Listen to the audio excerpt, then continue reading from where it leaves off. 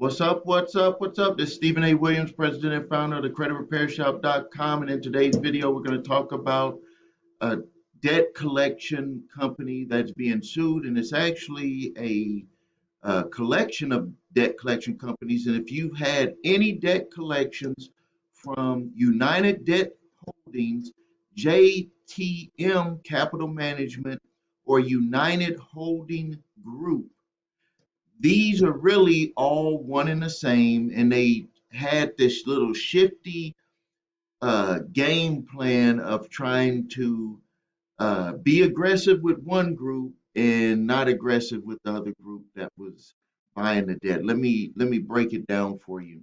So this came out on January 10th, just a few days ago, and it says here that the Consumer Financial Protection Bureau today sues Debt Holding UDH and JTM Capital Management and United Holding Group and their owners for illegal debt collection practices. The Bureau alleges that the defendants placed consumer debt with or sold consumer debt to collection companies that use unlawful and deceptive collection tactics. The defendants knew or should have known the collection companies made false threats and false statements to consumers. And although some of the defendants have been subject to prior action, they continue their unlawful practices. So let's break that down. This is exactly what was happening. And this is what happens with regular debt collection companies, but they may not uh, violate to this extent, but in a way they are violating this also. All of the other debt collection companies, like what are the ones? Portfolio, uh, Midland, they do the same tactic. And the tactic is, which is what we got here, United Debt Holding was buying the debt. They will buy the debt and then they pass it on to this company here, which is really one of their companies. And they would pass it on to this one and then they would pass it on to this one.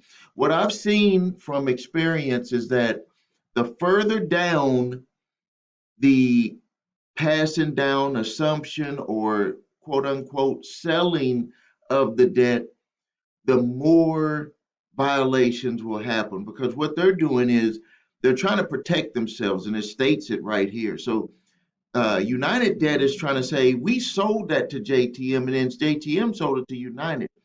And if JTM gets in trouble, don't hold us responsible because we could just open up MTM next week and start all over again, which is what they actually did because it states right here, although some of the defendants have been subject to prior enforcement action, they continue their unlawful practices. That's because what they did is they protected United Debt Holding and then they made other companies to do the dirty work. And I'm pretty sure once all of this is all weeded out and everything, it's going to be that they owned all three companies. They were all three different LLCs.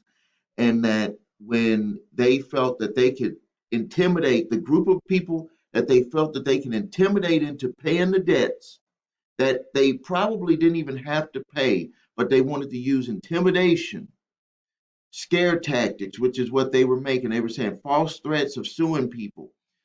They would put them with United Holding Group. I'm pretty sure that that's what that was.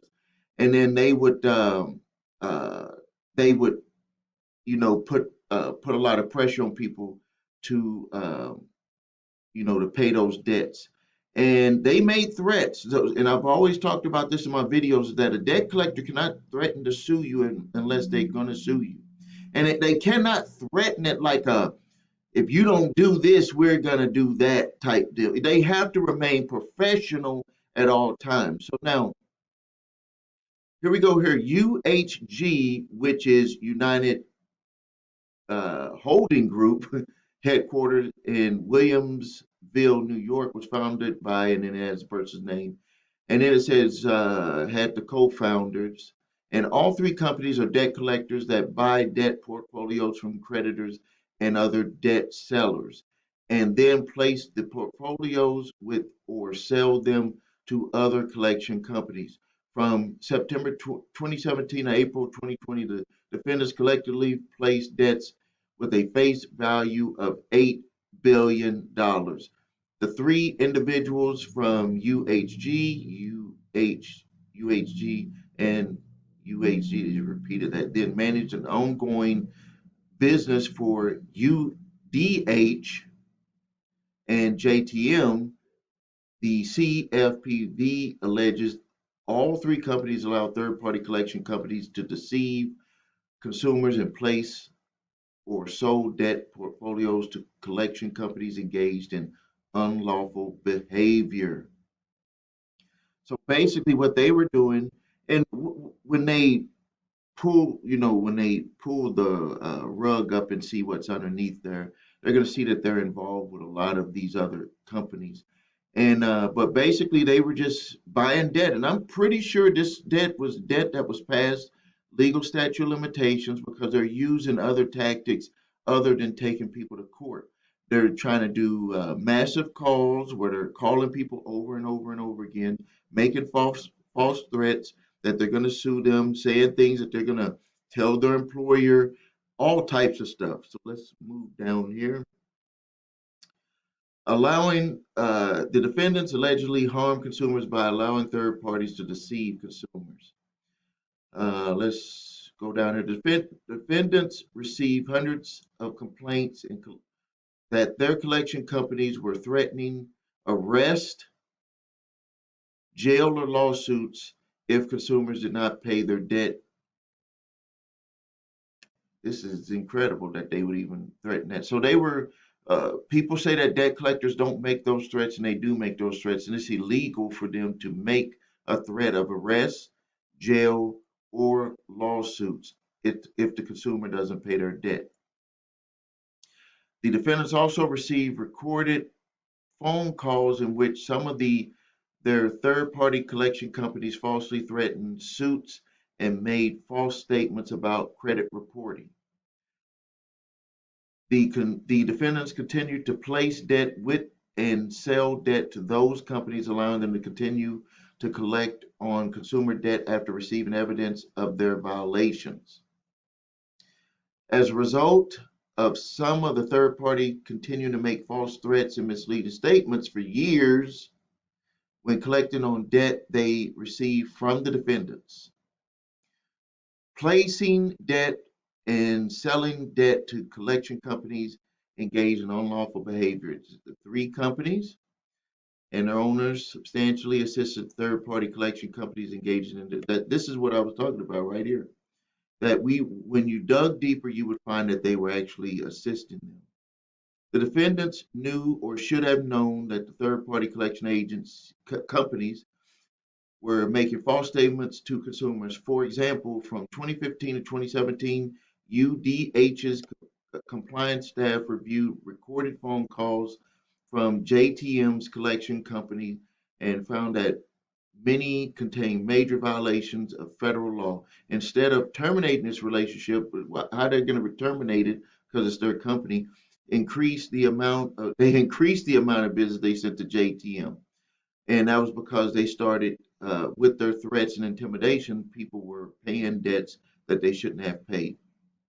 By 2017, UDH was using JTM mostly exclusive for debt placement disputes objections by UDH's compliance manager. So we can see that this is very nasty, the way that these uh, debt collection companies were intimidating people. They were threatening lawsuits. They were threatening jail. They was threatening to place information on their credit reports. And this stuff just happens. It happens a lot of the times, and people are in a position where either they've cleaned up their credit and they don't want to go through it again, so they end up paying. When all you have to do is follow the steps, and I'm about to give them to you right now. If you receive a letter from a debt collector, they must send you a letter first. They cannot legally call you first. If they call you first, they've actually violated the rules of the Fair Debt Collection Practices Act. They have to send it to you in writing. And then when you look at it, you need to check to see if it's past the legal statute of limitations to collect. I would bet that most of the debt with these companies were because they were buying portfolios of debt that was past the legal statute of limitations to collect. That's why they were using these tactics over taking people actually to court because they had no footing to stand on. And if the debt is not, if the debt is past legal statute of limitations to collect, and it's different for every state, you can go to my website and search on my blog statute of limitations, and you will see the statute of limitations for all 50 states. If it is past legal statute of limitations, all you have to do is send them a letter notifying them that you know that they're attempting to collect a debt that is past the legal statute of limitations to collect. And that's it. You don't have to validate a debt. You don't have to do any of that. You don't need to talk about the amounts or nothing. It's done and over with. Trust me. If the debt is not past the legal statute of limitations to collect, then I want you to send out a letter that I'm going to give you. The links are below this video. It's called a cease and desist collections activities letter. This letter will make them understand that you know what they don't expect you to know about proving that they have to pay the debt, that you have to pay the debt. And there's going to be some back and forth. Some debt collectors are going to stop. Some of them might choose to go back and forth to say, hey, we have some statements, this and that. That is not good enough. They need to get everything. And I'm giving it to you in the letter so you don't have to guess. And then I'm also giving you a debt validation letter because you're going to need that when you start your back and forth responses. So thank you for your time. Make sure that you subscribe to my channel. I need to get my numbers up. Make sure that you watch the videos on my channel. They are very good videos. Sometimes I could be long-winded. I apologize for that, but the information is legit. I give you information that we use here every day with my company. If you need help with your credit, please visit us at thecreditrepairshop.com. Watch the video, What Makes Us Different. That's where I'm going to show you the step-by-step process that we use.